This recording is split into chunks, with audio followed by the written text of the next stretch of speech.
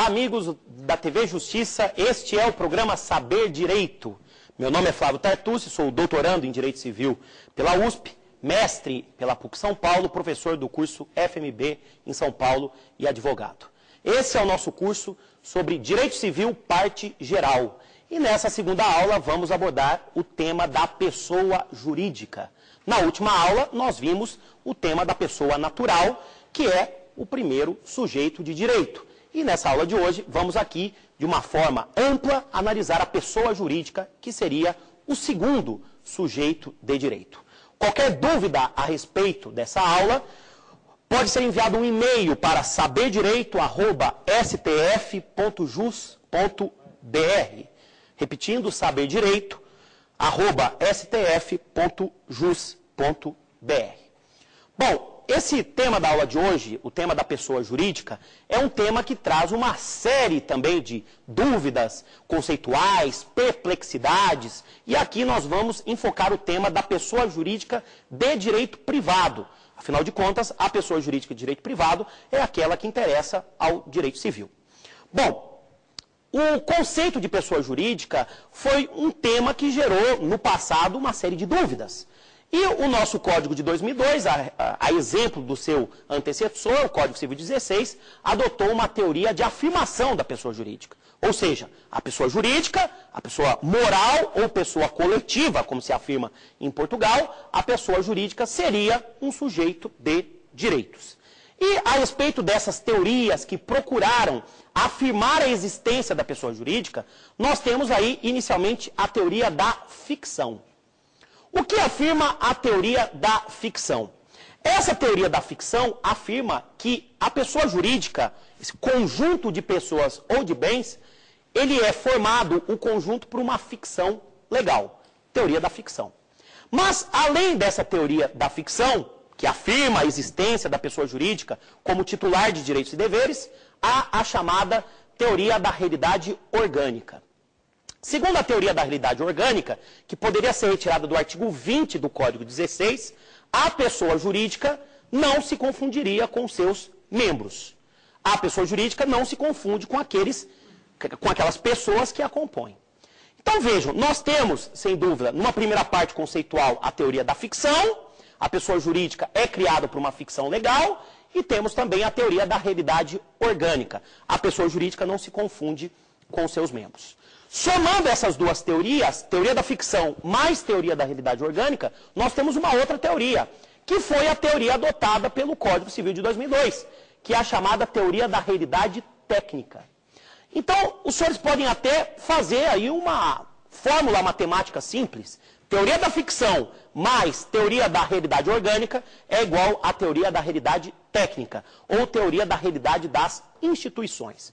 Vários autores explanam essa questão da realidade técnica, Washington de Barros Monteiro, entre os clássicos, entre os mais contemporâneos, Maria Helena Diniz e Pablo Stouzy e Rodolfo Pamplona. Bom, como eu disse a vocês, o que nos interessa aqui é a pessoa jurídica de direito privado. E nós temos no Código de 2002, no artigo 44, o rol das pessoas jurídicas de direito privado. Esse artigo 44 do Código de 2002, ele foi recentemente alterado por uma lei, que é a Lei 10.825 de 2003. Essa Lei 10.825 de 2003 incluiu mais dois incisos no artigo 44 do Código Civil. Esse artigo 44, ele prevê o seguinte, que são pessoas jurídicas de direito privado. Primeiro, as associações. Depois, 2, as sociedades. 3, as fundações. E o dispositivo parava aí nas fundações. Foram incluídos 2 novos incisos, pela Lei 10.825. Primeiro, o inciso 4 trata das organizações religiosas. E, por fim, o inciso 5, partidos políticos. Então, tivemos ali a inclusão das organizações religiosas e dos partidos políticos. Por que que houve esta introdução? O objetivo do legislador foi que essas entidades deixassem de ser associações, porque antes eram tratadas como associações, conjunto de pessoas sem fins lucrativos. Tanto isso é verdade que também foi incluído um outro dispositivo lá na parte de direito intertemporal, que é o artigo 2031, parágrafo único do Código. Esse é um dispositivo que vale a pena consultar. Artigo 2031, parágrafo único do Código. Esse artigo 2031, parágrafo único, prevê que as organizações religiosas e os partidos políticos não precisam se adaptar às regras do novo Código. Daí você tira essa interpretação. Não são mais associações, apesar de que o tema ainda é divergente. Alguns ainda continuam entendendo que tais entidades são associações.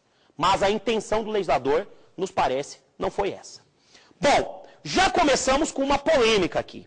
A polêmica que surge é, esse rol que consta do Código Civil de 2002, a respeito das pessoas jurídicas de direito privado, esse rol é um rol exemplificativo, quer dizer, números apertos, ou é um rol taxativo, números clausos?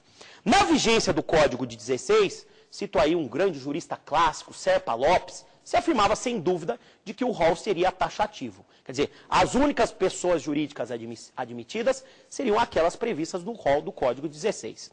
Na vigência do Código de 2002, tem-se entendido que o rol é meramente exemplificativo. Quer dizer, o rol não é exaustivo.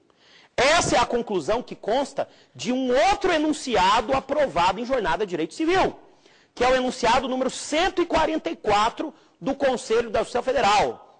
O enunciado 144 do Conselho da Justiça Federal e do Superior Tribunal de Justiça, aprovado na terceira Jornada de Direito Civil, prevê que a relação ali prevista é uma relação exemplificativa. Quer dizer que nós possamos ter outras pessoas jurídicas além daquelas que constam expressamente na lei. E é um tema que ganha uma certa relevância. Alguém tem alguma pergunta a respeito dessa questão do rol exemplificativo? Eu, professor. Parece que o Cláudio ali vai ter uma pergunta a respeito da questão do rol exemplificativo. Isso, o senhor sanou uma parte da minha dúvida, se seria números fechados.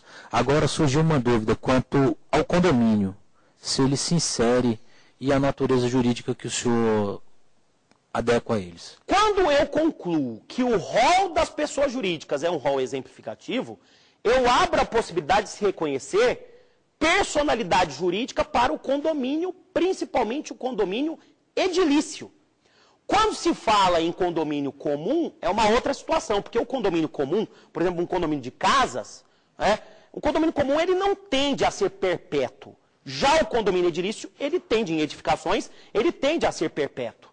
Então, esse enunciado, a mensagem que ele traz por trás, é justamente a possibilidade do condomínio ser pessoa jurídica, o condomínio edilício. Há um outro enunciado, também de Jornada de Direito Civil, o enunciado número 90, que expressamente prevê a personalidade jurídica do condomínio edilício. E há um grande trabalho, o grande defensor hoje na doutrina atual, a respeito da personalidade jurídica do condomínio edilício, é o professor Frederico Viegas da UNB, que tem uma tese de pós-doutorado defendida na Suíça, em que ele aponta justamente isso, e me convenceu. O professor Viegas afirma o seguinte, que a salvação do condomínio é transformar o condomínio em empresa. Profissionalizar o condomínio. Para que o condomínio possa, por exemplo, adquirir bens. Para que o condomínio possa ter, por exemplo, uma administração efetiva. Que o condomínio edilício possa oferecer outros serviços além dos que temos hoje. Hoje o que a gente vê na prática é que os moradores de condomínios acabam formando associações para a constituição de clube, para oferecer determinado serviço aos moradores, no serviço de transporte, por exemplo. Então, realmente, é uma tese importante essa. Você conclui que o rol é exemplificativo e abre a possibilidade de que o condomínio edilício seja pessoa jurídica.